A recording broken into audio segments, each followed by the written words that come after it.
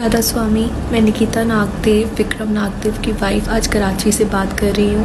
मैंने पहले भी सिंधी पंचायत के हेड किशोर कुडवानी जी, मोदी सरकार से यही अपील की है कि मेरे साथ इंसाफ हो।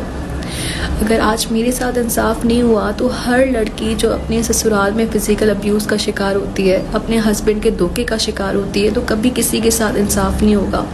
मैं आज आप सबसे रिक्वेस्ट कर रही हूँ कि आप लोग सिर्फ मेरे इंसाफ के लिए मेरे साथ खड़े रहें। मुझे और कुछ भी नहीं चाहिए। 2020 में मेरी शादी हुई थी विक्रम नागदेव के साथ 26 जनवरी को। मैं 26 फरवरी को विक्रम नागदेव के साथ इंडिया आई थी। कुछ दिन उनका बर्ताव मेरे साथ बिल्कुल ठीक रहा, लेकिन कुछ दिन के बाद उनका बिहेवियर मेरे साथ बिल्कुल चेंज हो गया। मुझे समझ ही नहीं आया कि ऐसा क्यों हो रहा है। कुछ दिन के बाद जब मुझे पता चला कि मेरे हस्बैंड का अफेयर है, वो भी मेरी जेठानी की खाला की बेटी के साथ, जिसका नाम शिवानी डिंगरा है। मैंने यही बात अपने फादर इन लॉ को बताई, लेकिन मेरे फादर इन लॉ का यही कहना था, बेटा लड़कों के तो अफेयर होते हैं, हम कुछ नहीं कर सकते।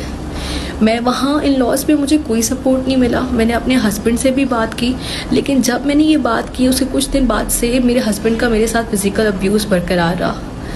हर दिन मैं फ़िज़िकल अब्यूज़ का शिकार होती रही। मुझे कुछ समझ ही नहीं आ रहा था मैं क्या करूं, क्योंकि इंडिया में मेरे पास कोई भी नहीं था, मेरा साथ देने के लिए कोई भी नहीं था या मेरे साथ कोई खड़ा रहे। फिर मैंने चुप करके अपना पारिवारिक संसार शुरू किया। कुछ टाइम के बाद वहाँ पे कोरोना काल लगा। कोरोना काल में मैं अपना बी फॉर्म वहाँ पे सबमिट करी थी, लेकिन मेरे हस्बैंड ने मुझे रोक दिया। मेरे हस्बैंड ने कहा कि अभी अगर तुम्हें अपने माँ बाप से मिलना है तो तुम 1 महीना वहाँ पे जा सकती हो, अगर तुम्हारा बी फॉर्म यहाँ पे सबमिट हो गया तो तुम 3 साल तक पाकिस्तान नहीं जा पाओगी। ये कह के मेरे हस्बैंड ने मुझे पाकिस्तान भेजा। जब मैं यहाँ पर आई, मैं 1 महीने की परमिशन लेके अपने हस्बैंड से बाकायदा पाकिस्तान आई थी, जो कि उन्होंने खुद मुझे भेजा था। जब मैं यहाँ पर पहुँची हूँ, कुछ दिन बाद मैंने अपने हस्बैंड को बोला कि आप अभी वीज़ा के पेपर्स मुझे भेज देना कुछ देर में, ताकि मैं वहाँ के लिए अप्लाई कर दूँ, क्योंकि वीज़ा आने में टाइम लगेगा। मेरे हस्बैंड ने मुझे कहा कि मैं तुम्हें वीज़ा के पेपर्स भी नहीं भेजूंगा, ना मैं तुम्हें इंडिया बुलाऊंगा। ये कह के उन्होंने मुझे ब्लॉक कर दिया व्हाट्सएप से। मुझे कुछ समझ में नहीं आया कि ऐसा हो क्यों रहा है। उसके बाद मेरे फादर इन लॉ ने हमें फ़ोन किया, मेरे पापा को फ़ोन किया। उन्होंने कहा कि आप हमारे भाइयों के घर जाएं, हमारे भाइयों से बात करें। उन्होंने हमें हर जगह पे जलील किया। हमें कुछ समझ में ही नहीं आ रहा था। जो लड़की 1 महीने के लिए अपने माँ बाप से मिलने आई थी, उसका पूरा जीवन इस तरह से लुट गया। क्या कोई भी लड़की अपने ससुराल से अपने माँ बाप के घर आएगी तो क्या वो कभी भी अपने घर नहीं जा पाएगी? क्या कभी भी वो अपने ससुराल नहीं जा पाएगी?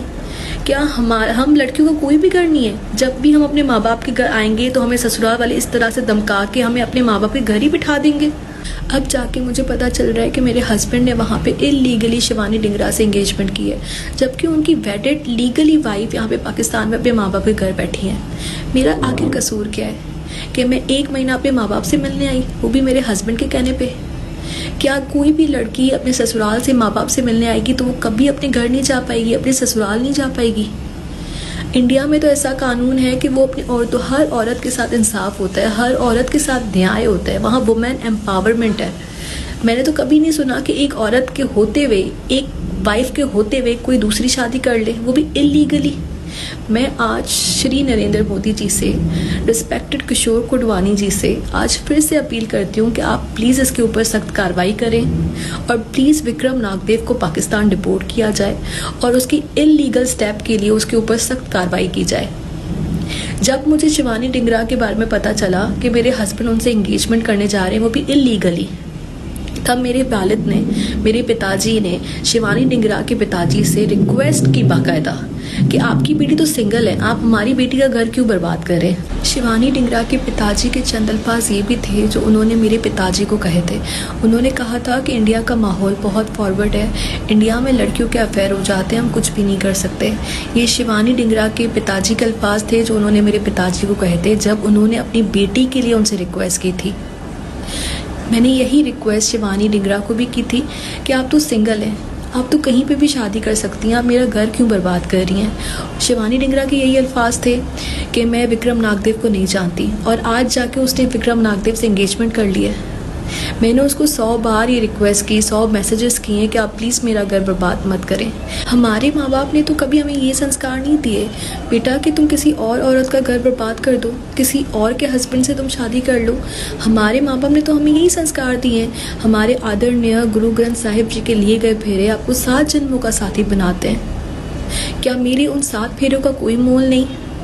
आज मैं वुमेन इन जस्टिस के साथ खड़ी होने वाली हर उस ऑर्गेनाइजेशन,